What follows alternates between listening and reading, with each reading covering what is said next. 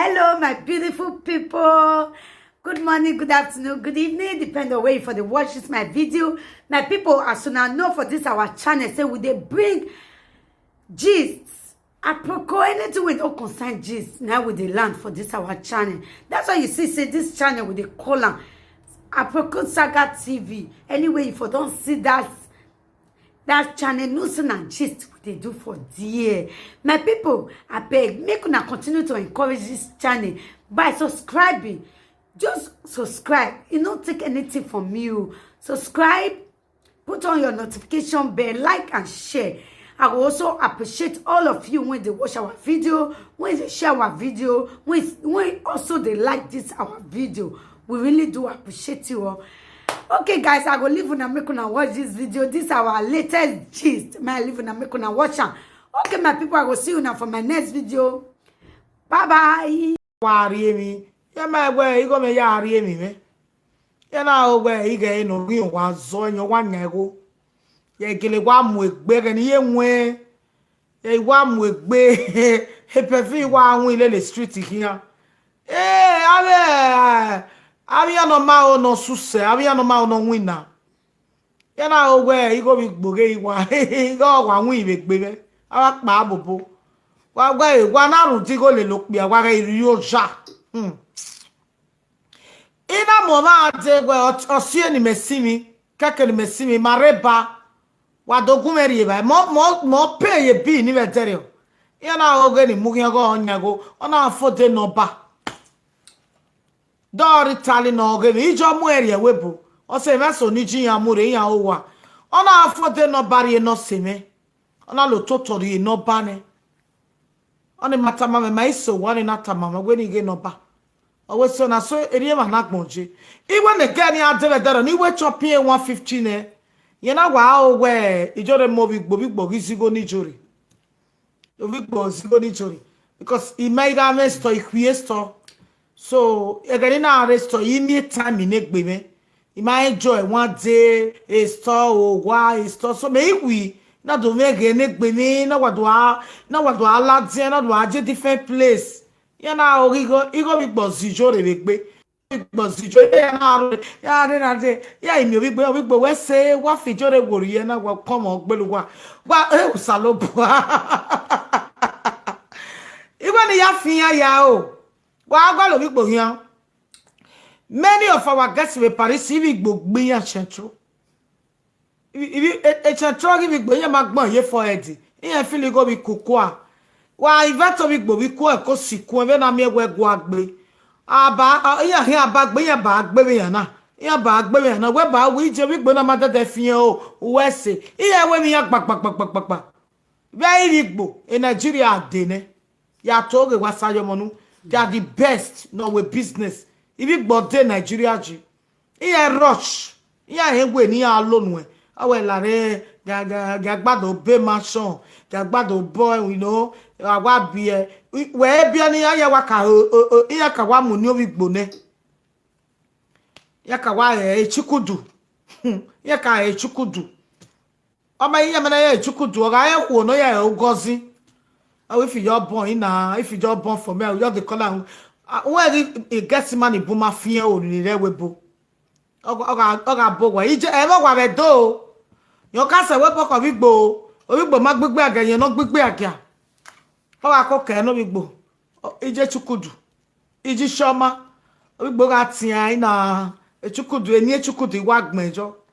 When you're my fear, yeah, why with 4G paper of your gije chukudu. Just chukudu get a match on in my book. Owa we na hina ita woman afia wona o vie gon we vie wo keke 50 years wa be do ya agba lodo mi live video do agba lewe mo mi jere mo bi ato me mo mi jore 52 years ije imwe jene gwa lo bi ato mana afia o we gbe ti o ton do gwa lo pia wa we ti batare ba awa akeye gbe ara won mi bi ego o mo la akeye gbe dede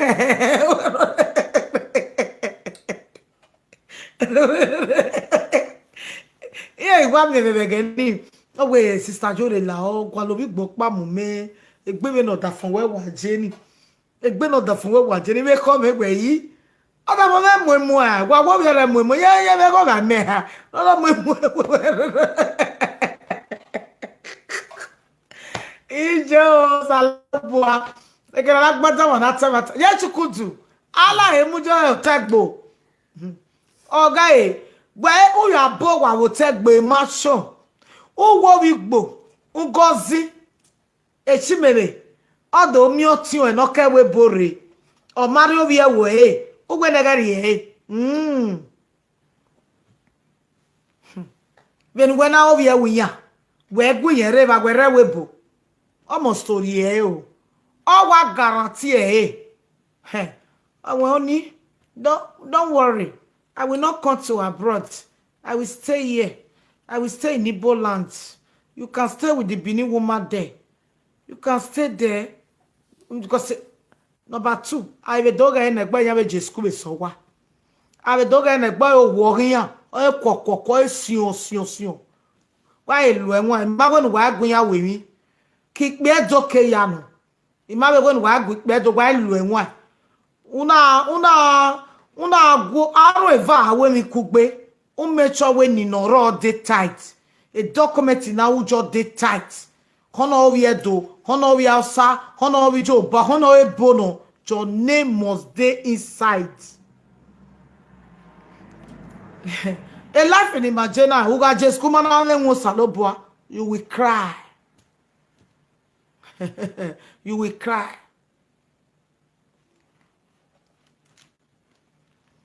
Wata mugwa do wa deba oyin wa be hotel wo ovia wo han control we are we bo mana o mega no se ore yo ore we ibi gbo kiyan ma ye we bo eni obi gbo nu we mi ko kiyan ma ye we bo we ga me ro pa me wo obi gbo ga me mi ne be wo that they go home o se nene ni me be Paris no ya settle down in Nigeria. Ome bopene ate bugi okpa wa be ma so ri owa ye ma ye no ri edo ya be ke gi mi ya me won ye se mo anu ye ya ri obi ewu ya wo wa o total oni ogwe bi pa lo re ma wo wa le li yan bo wa era re ba era ma o wa ni iju e ma o wa ni etu e ga tebe ma we ma de ma ta no eri ano bo wa ni ju ma o e fun on la mo e ma we see the house what they gather they built. Uma de di me house gele no you not know. Imeteba tajemi. A family we maeva. Iya meko wana bene no wa. Iya ga je Nigeria ya mo story obi ewi ya. Iya re la ni matori. Abe me be gwe wo. Iya mo story obi ewi ya. So we mana mu lafi we ni ya na obi ewi ya e da we. Level can change at any time. E da we, okay? But to go mu lafi we no pia. Opia na yari okwo ba ma oni odo ma bo uma mu go no pia ori sedo oya mu okwo wugbe avie o ma keke nu vie we gegele ga okwo no kwo u be vie e we bo weje na goni are Nigeria wa te ka ari go na do stop wa te ka go e we e yo da fo me na oni vie u be stop we so areje life we areji we una doge be go kakabo me go we avi we private school no si go ni vie pape bigbo area so beje otejo oba uwe ye ya gwi jo oba bowa owa obi jo oba o ma won era ma won iju e ma won ba e bowa na bo anywhere dey no dey ri umae and number 2 a umae b umae c umae so umana emi ga je kenore umana fie o ga je kenore ora pagbe meje mota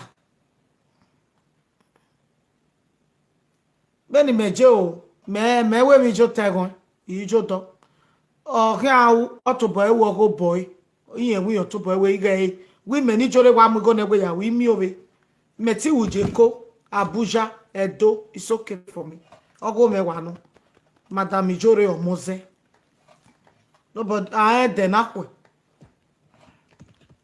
oho ojigo boy ya be gene geno iri 100 oni makana iga eno hono mari ni mejo iga eno ogi meo eni ebero igo mebi no no ma gwegbe gere no a life na na waje na okeke no magwa open now don't trust anybody kokwo o we ku ikpe so iya gwa be abo wa na okwu be ewi yan iya ma iba na gwa mu maya ofo wa ma eke na bogwa kogwa ijo wo kun gwe iju gwe ragbon ijo wo kan wo ri bogwa kewe o ti o wo kun gwo ri bogwa kogwe brota opi okwu opi no lele no ri okwo ya no sile lokwo udo jebe no opi no sile lokwo iju ereba iju ma bogwa nu ni je wo kun gwe aya bogwa nu gwe no osewe boy ko so ga derebere o je wo opi no ho mokwo no sile le gbokwo ni ebo wa wo gwijo wo kan wi ju ragbon etun ragbon ah brother why ga mo gbogbo agboto o ko ga yan mo do na o to to wo rije wo yi teme no se no ko teme no se brother wa kin ya open na o ma wa o se wa hin ari o ko awo yan ga wo gbe na wo yan ga ka bo fian ogbe le nu gbe mo na fian o so riye o ko aka bo fian ogbe ma ni ma wa gbare mo ya so ere ya so o wi fian ogbe just oni ka obere me o wi fian ogbe wa re ku maka bo fian ri oko no fian ogbe ko su mi ekele yan umi ekele wanara ga denu o do be je nwa mi ewe somebody don't support you to be me bege ana hina e wa ma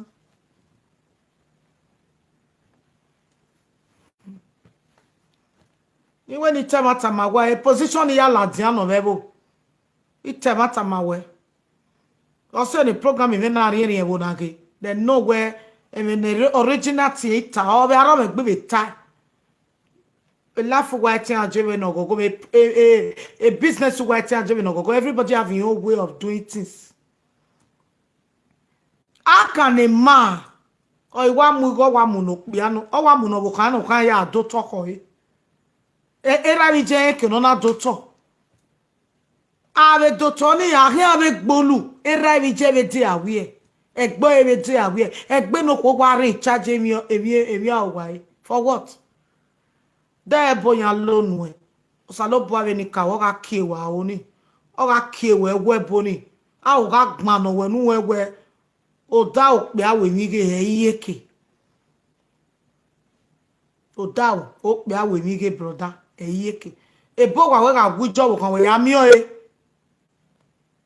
ejo pe ya to ya mi o eme right owo kan we ga enwe yen set die if you get tun we to bo we de mi weji ebo wa logo na daji eke nu vi pon weji uzi won ye ba logo wa me luggage u vi o to te luggage we adu ebe wa vi o we webo adobo vi o we gbe we wo we won nya wa we why giko ga take cover many of them ipi ani bube ro yin ma count owo kin ya ma count yin ma count they have paper o yin win now a salary owo kin ya re charge for what how can you be on that woman like that it's too local now wa ri wina Monday till Friday embuke awa gba o kan wa da but the salary we ona wa ya work you one month here brother you work here we viva jo bok ya we viva brother jo bok yo we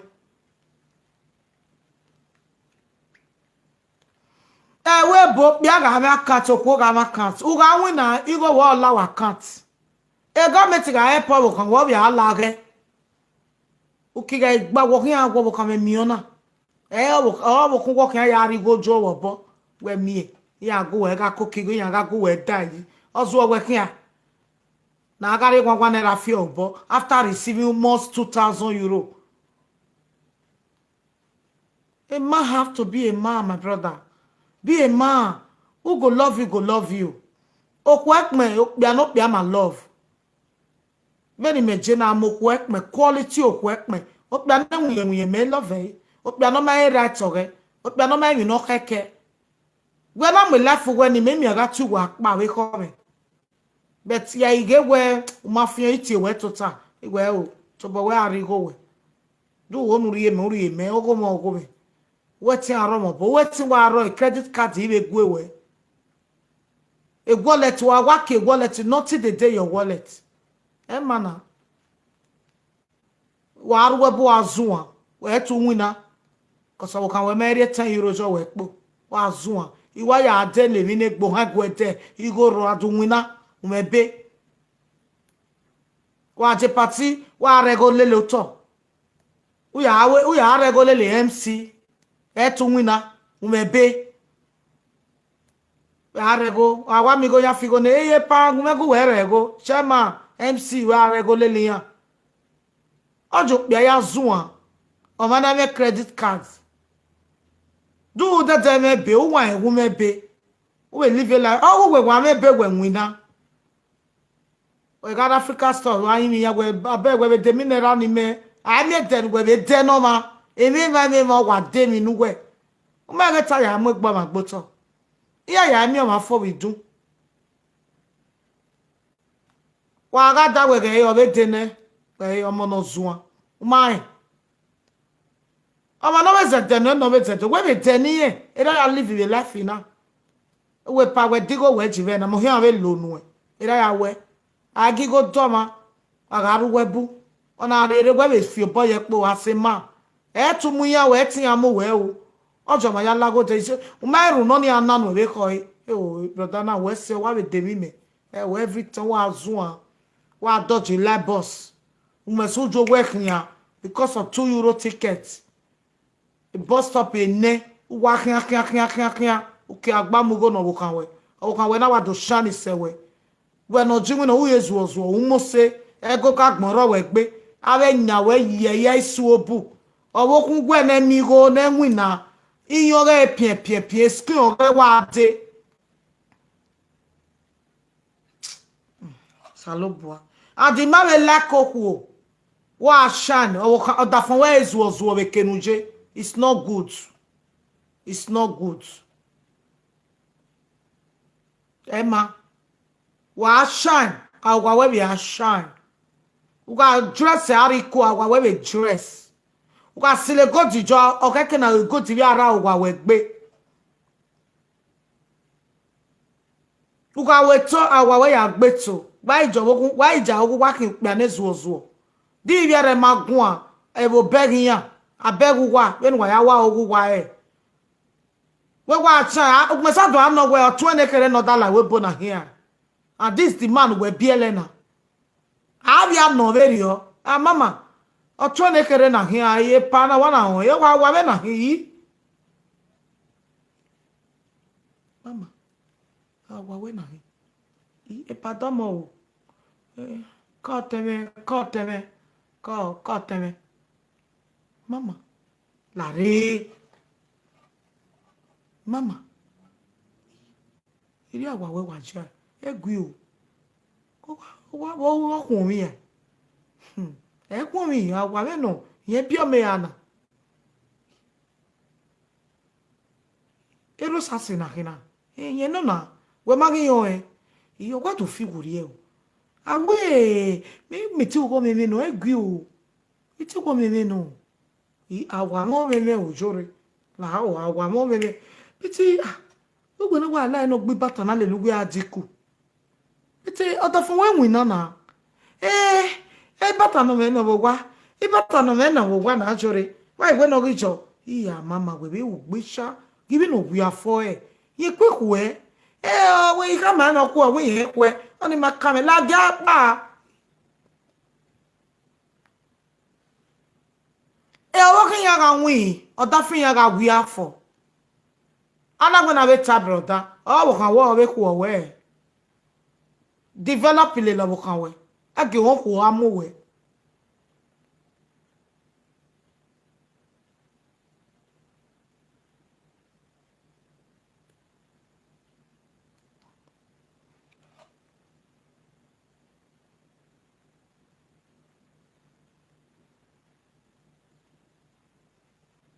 You're not so big. So it's my mommy. Mommy, what me? You don't need because I know Monica. Mommy, you are so really wild down. Away for now, no forget. I get do what. Make you the pray. So,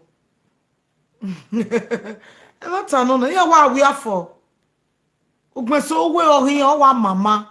But we are get working here, wa sha. Emma, eh? We are having credit cards on our amigo, or when we win the government in our pay, we don't have credit cards. You can never be a full man. You can never shine. Because if you tell when we are there, we are joy, you go away. Ah. Igwe gwewe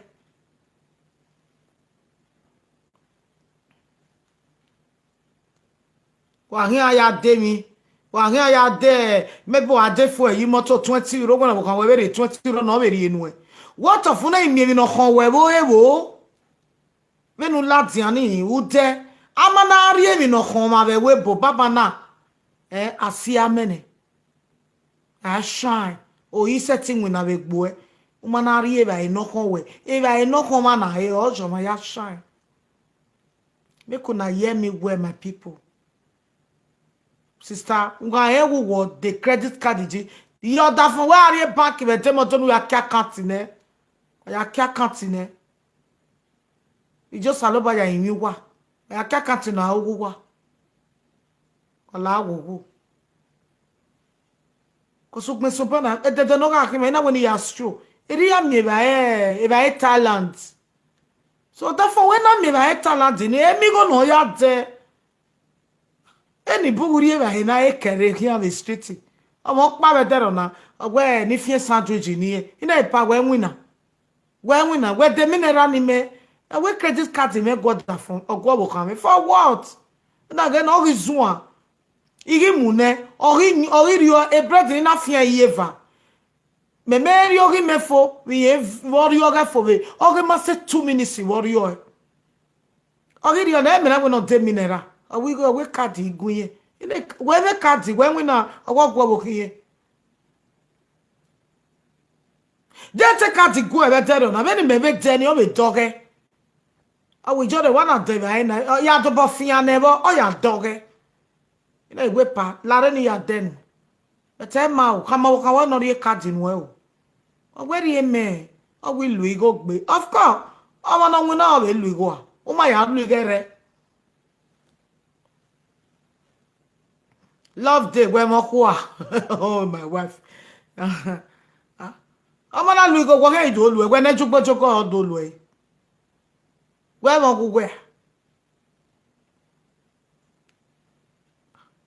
o ya me extra one no we lo ya izua ami ya no working ya mi cards ya izua ya denit ya me sentagbon ya me sentagbon ko tun na me kajo bowe o me ti wa ji se perfume ban o wa me perfume no like o wa we do o na me kadu set de o ko ma na denu o set lo o set e ga ya hon wa je supermarket o ko ga re 10 euro no no ari supermarket wa se wo wa han no 10 euro no wa gele lo you cannot spend more than 10 euro. You cannot spend 50 euro because women at the mirror no ate de no honwe a bread is so raw no ate de a biscuit igwe raw because you know can wear no ogmeno eno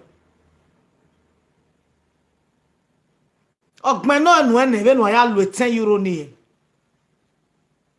e ma ejo ma ya sha ni wa mi wa enwi wa ta mo wa ku pe na we boya we tu dari Wata mama go mo ba me bo kwanya we tutari.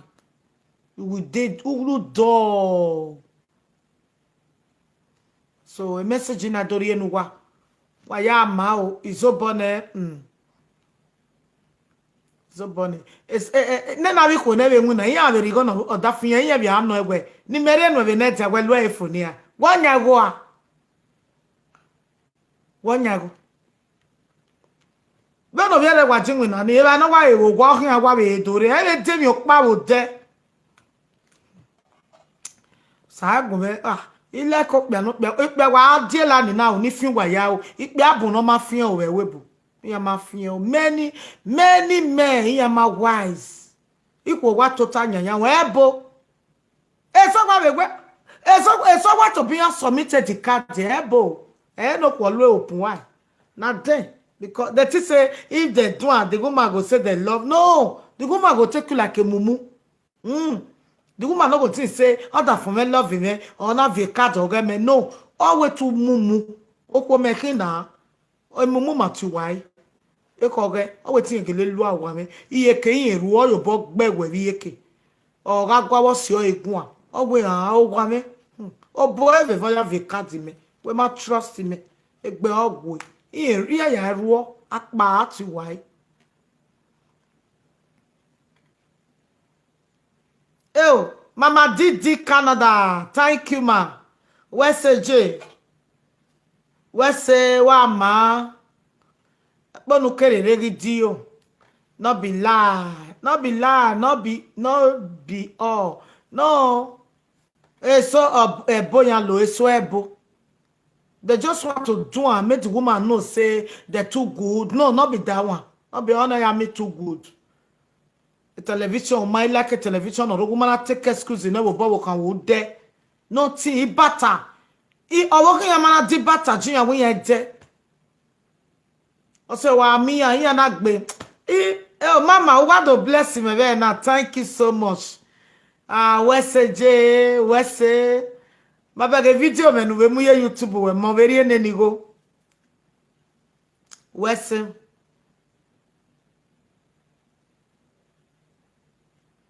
iyore bi cheme no me mi o tu me nya se boro e ke me na me ba me na ya be ni na eso e re 10 euro arin ekpo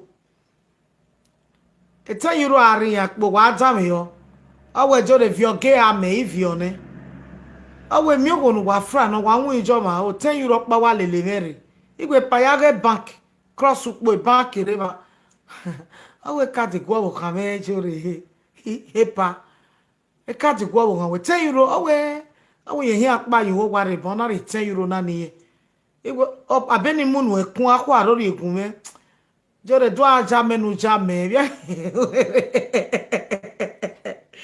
awe jore do aja menu ja me ge bia ye na mi ne 10 euro iwe gbe ya no wo ka me 10 euro wo no ku me fu an yo gware e pa me ma mi egbo ni me be gwa le gbo pia beri o agwa igwale no the card me ada iwe gwalo because he winning go me. So what am I going to get to win the whole world? My whole husband will turn out to house boy. Me I make card, I will make cards. Where can me be go? I say you like ya no rewe bo I win am moto. No ko be am moto, you like wa. God go bless you. Na the okay can I live a life. Or that for what I feel where we have feel where 50-50 no. 50-50. Very nice, very neat. It okay can I je? It's so working ya me moto no bia me. It's so not bia me working ya be me. Me o gwa me the opportunity okay can ko am moto. Or that for am where we am where. E ke o e bi akpologbe na pay. E agbona na lo ni go alu e be mi. Alu e yo be bi are. I have any motor ne bana. Egwe no be ya pay tax e be we. We be live a life we be no be say. E motor ave gbo be enrage we have a pay on. Who do awon e be hu. No na temu ye wo nya won ye gbenya wo limit e because we be no pay wo ki agba. Wa pay assurance ji motiva. Wa do pay go wo do pay on na. You manage yourself according to your size. Mama Didi Canada, thank you my sister. Manage yourself.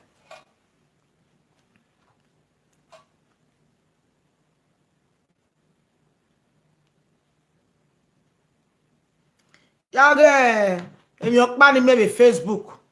Okwa na wa ke almost 6 floor. Ona wa san to. Dewe na gwa Jesus Christ. No matter me no really agi my sister.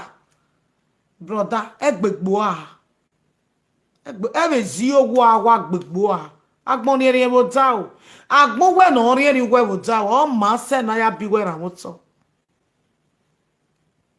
le no sedan le na no le ne Morocco emi amanu e wo da o we na ti le no sedan una le na be mi da una le ne Morocco una le na yan things go better for you. It can only delay, but it can never change. God must surely bless you. Because I have a one no who accident. Na poinzi. I will not get manu when I rag mon muse na. Evi no muse no saji also wobo. Koso mesaga wanyo na agi mi na giu. Anyo disgrace soma. Anyo off your magboto. Anyo joma ya serious. Many people are webona because of anyoni ya wonta ku ya winuna. Inwino winuna ni aga aji. Iya gi wanyo ni ya megi ya aji wina ba ko be na ri ya gbera. A time ni ya aji wina.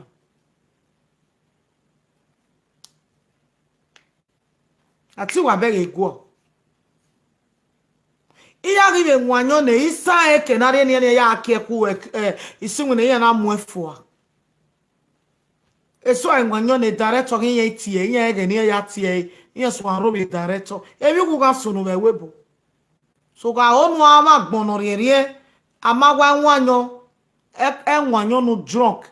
Udo lo ye le loto. Akedo ra we ogun akedo ho we ogun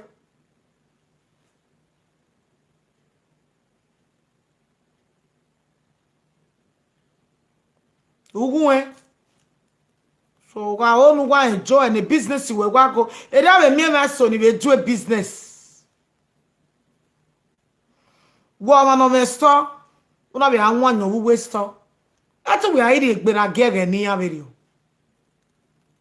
kwa re egbera gege me be ro pa no wanyo we store na misbehave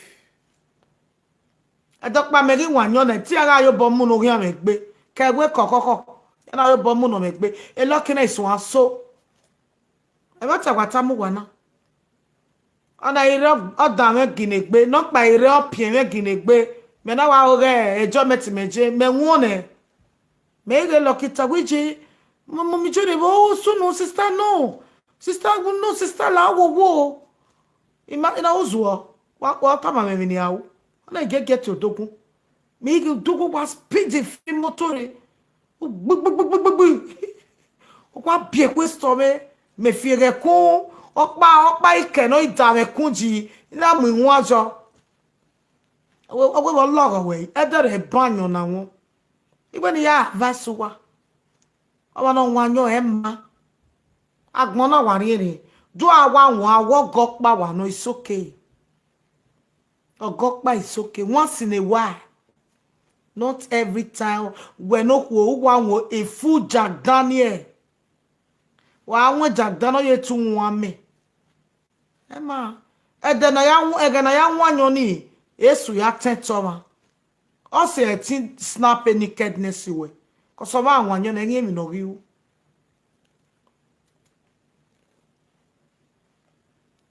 Wa ni fi moto wa wanyo ya fi moto. Iwa iri agboya ni ebo ya fefe no eni me a driving license customize na mie e ma ni tagwa yi wetin be driving license wetin be car because see am ejo or see mejo na ya ga jo ya ewe kaki no be leather ebe na tije area ti baba no ma gbe gbege jo eno a driving school na jo ami oba mi baba I spend the gojo ya kemi. So salobari di enu wane stay away from anyonanwo. Sweet Mother TV, God bless you, my sister. God bless you. Hey, wa WSJ. Wa ma, God will reward you all times too. More viewers in your YouTube. Mama Canada, more viewers. God bless you. No miga gmabe YouTube aga ko waba. Madam, go and relax. You have tried for today. I go relax. I go relax get a YouTube na de gbo se na queen mother of the whole world aka Ukinebo. I go relax as I dey talk am so belle dey sweet me. E dey make my body dey young. I go make gun ege na mu ja ka mu cha come. Tomorrow me not today na weekend. I ma have you on the by close 6 o'clock in the morning. 6 o'clock in the morning now I go close. So Mona stay with to make all of us sleep. YouTube till daybreak. Agimaya YouTube na jagbe. Ijore bo ore YouTube. Ijore bo ore YouTube. Era agime na salt and water. Salt and Water Ministry. Again, bibi no girls. Wait, madam, you don't try. Go and relax. I know they come out to you. Oh, you know me we met me better be now. 10 hours or work ba be na eboji. Ah, we are in a deck be. Wa we are subscribe je a YouTuber we doctor. Wa subscribe je Salt and Water. Many people no never subscribe. Even in my say 50,000 wala. Here where a YouTube na me be my say 2 years ago. But you only make baby 2,000 with 50,000 with Motina. I guess wow. God bless you. Oh, Mama Deborah. When I turn, no Mama says so. Oh, Mama say why you gossip. Me enjoy YouTube be make be. Oh, working no Mama igio be YouTube na mi no ewu ni me. Ah, wadoge no emi yamata. Even YouTube na ewu ni me. Ah, Jesus Christ. Iya go maku. O say mabe ya ye are Facebook or YouTube a we me yeje because even YouTube na ewu ni me. Ah. E ma na e president na eme. E ma na e queen na eme, Queen Elizabeth. E ma YouTube na eme. E ma na e king, audio king e ma na ya na eme. E YouTube na ya na eme. The richest woman in America. Igbine Dion e ma na ya na eme. Ami ono me YouTube na. Abuwa we mejebe no gemanike story. All of them are subscribe to YouTube. Me ya allow ya be allow. Ka wokin ya ke ya. Na watch jore ro. Ibi ya ga etiti me. So do I ma oni kwa gbera ba. Gwa we do jealous. So eri ose temenik pe temeniku. E o ma we no re e YouTube to so mo bo. Cause we no mamula jawe YouTube. Alago da onoro YouTube to osomo bo. Ama o we YouTube ya amoka. Ya ga me ba YouTube. I ga neru no pe o ga se ga neru no ko ga se. Ba even more blessing me. Mama, God will bless you ma. Wa toje. E ponu keri regi di o. Wa bless me ri water Ebi no ma ko o ma ro. He bless up me, I bless okwo. Eru wa be a bless me. Wa be bless me, be bless him. If be bless him and even me, ni kedo tie me. Ya get gbe oko me. Hey. Era me gwe. Uji yokina. Okpa be no wa vie dede. O vie na je wa we ni unu na. Erigi ya ne ya. Igi pepi ya be na pepo momo. Wa we ni unu na. Ohu wa me gbe me bi me. Oh, where we bo, what we hear we bo, we hear seji na we no zie gbe kere. Ida we sebe no de na no zie gbe. Ona we yen o. De to o saloba ka bo wa bless me be na mi pote wa de na awa lo de trailer we pize. Awa yen we gba bo o, we ati kokewo better clis. No be so bo be so ya le ba be mi po bet. O se na we wa ya na eru me. Cause a position in me ve ma saloba we or a same me amena video wa mi be sanuwa ya me ibe munuwa iye queen neze ye we e queen no ri ba ene mo no ri ogogo ne mo ijoriki cause on ri ogogo be ni me ya we say ya gogo. So na so it be my people wa ya we say o e ponu ka kere regi di o we me YouTube me ro aro ai iye rame ga biye o wa bere iboto wa bere 800 something euro ije wa wese be na ere no de wa bi aje wa wese wa ma we mi o wa ma we mi na magba je o wa ma we mi o iye sata wata ma we mi ke no re doge wa ma we mi o wa ma we mi na magba je o wa ma we mi o. God have been blessing me through Salt and Water Ministry. I say, yeah, we mommy jere me copyright the video where no, you see, do best. God bless you. God will reward you in the name of Jesus Christ. Amen. Yeah, we mommy jere me copyright the video where na we me copyright jo. When ya we gogo, me ya we mommy jere ma yo pa wa luga mi ya even no man no. Na we imu jo kwa ya gogo. Ota fama na we try mo yo. So fani aga ya we mi tan. wa do avion wa be ya ri ba me be wetiye so mo pa wa ri ba ya ga na gini go no YouTube gonna cannot buy with 900 not the same thing not the same thing yeah we no sa woman normal woman so ba feri wa we say wa ma bi cheme wa blessing your hand will never dry in the name of Jesus obo wa gi dry obo wa gi no be adisi YouTube ori ri me ko sirio e kan yimiri ya bi yo na degbe wa we na wa de phone mumugume ni ya bi live video wa de phone mugume that time we met la prayer line one la midnight prayer e worry ya do de ba we later wa de phone mugume ni ya bi atataki wa ni wa be atataki yige YouTube na o salobua mota no ma ya mo stroke ni me mo atataki ne igo na la me po meri awojo ige re meri awojo ma me we am 10 euro whereas here me 1 euro. That is how to give people prognosis people at attack me have 20 euro even millions wa so go ya gbobo ja mere ene ko ni ya gbobo ya mere ru dijore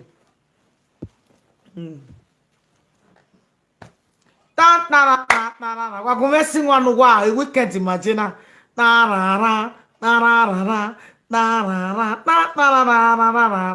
wa wese megbe me o ibije megu wa ya wese o ege sene o yan be sopo o wa wese tara ela videri o wa me o wa ya la o na ela videri e bed ni bi o wa ya la o ibije me na ode me wa gbe o ina wi abi ela video ne de gbe iwa bata o wa la o wa ja bo me na re bed me re ba o ya lo ye na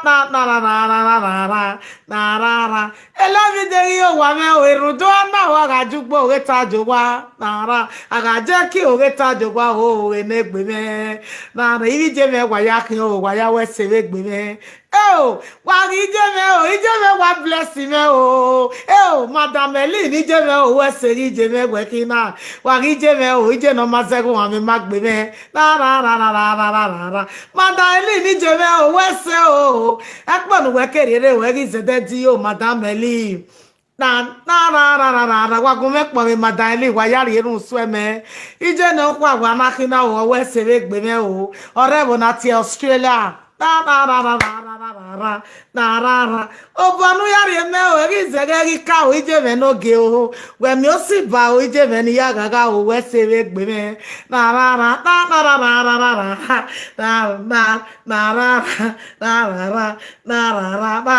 wa we se o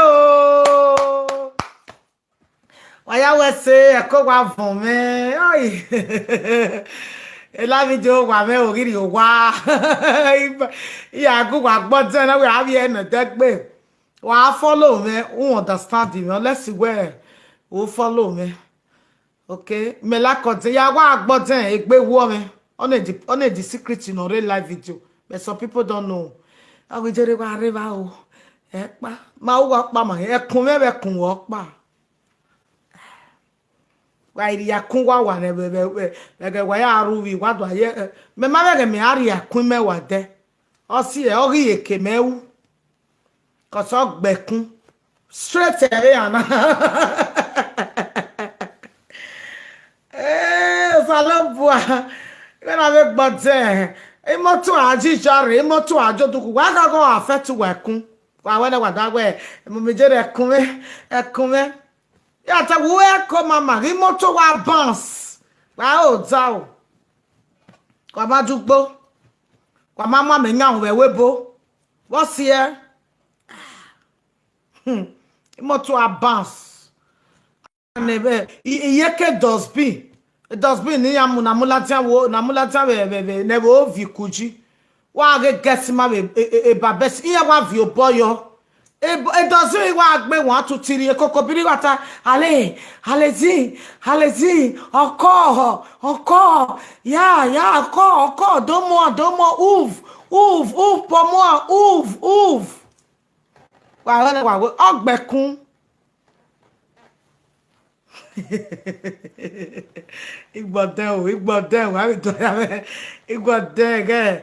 Ìkọ̀mẹ́díà time èyí náà.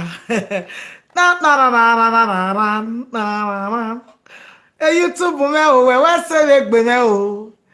Ọmọ náà yàn YouTube wẹ́wẹ́ sẹ́wẹ́ gbíjọ́re. Nú mana gẹ́ àmẹ́gbẹ́ mẹ́ o, ìrà mẹ́ nóge.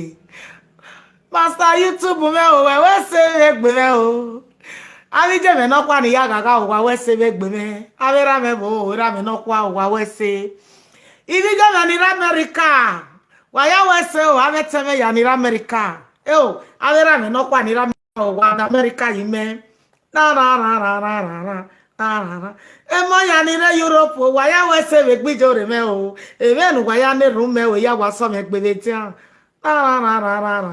Wa ma ge apon ge me o wa wese. Oh, wamage nyamu ni me o wawese. Wamage popo wa no mosanika o wawese. Wawese be gbe me o yo mame. Wa yo mame no savi ogun me. Wa yo mame no savi ogun me o ni ya gogo. The sense of humor. Oh my God. Okay. Then it ba. Daughter Mujakame o Isobone. Wababa, I love you all. Wababa, you all a day so. Would you believe it? We must so run. It was soon Oya Lilimero, or Mavi or Waro. Many of them. One year, okay, can you have a gift, China? Ya Waro Kakabo. I worry me, ya Mawo. O then off with my Yagbero, Saloba Mumeji. Ati wa le live video we at least one day wa be me keke ni wi aje we do to me kono we view we bi ade we to me we pa abi koko be neru ekere no e baba na won akwareje ko wa bye bye. Don't forget to pray before you sleep. See you all later by 8 o'clock, okay? Around 8. God bless you all. Mona take good care of yourself. I love you all. Bye. One love. One way damegi akpa. Oh, o damegi close yo. What damegi close yo. O kakabo dame ori akpa suwa e. Betiga pa orun dagwa jagmo nanari. Agajo eta jogwa o. Agaji wina geta jogwa o. Itu ekimene o ki alobi e. Beto wadame iga pasa wa o. Madam Deborah ni je me o we sebe gbe me.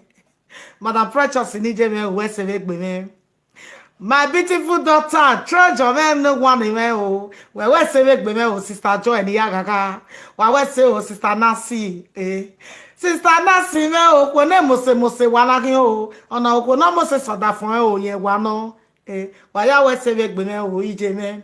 Awon kokobiri no o bi eto no mo kokobiri kokobiri wa gba o ge se o yen wa nakina wa ya we se be gbe me o be nu wa ya support me love day me o pe wa nakina o na day France ji love day one of France we se be gbe me we se o ra me ni ya gaga pam Mada Canada me o we se o ije me no ge ona wa nya YouTube na te Canada one we say o ije me ni ya gaga wa ya we say wa baba yo one love.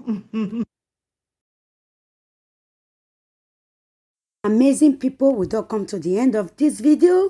I hope you enjoyed this video. I hope you learn something from this video. Una do well, we appreciate you now. I beg make una do us a favor by subscribing, share this video, like this video. Always put on your notification bell so that anytime we upload, you'll be the first to be notified. We really do appreciate and see you all in our next video. Bye-bye.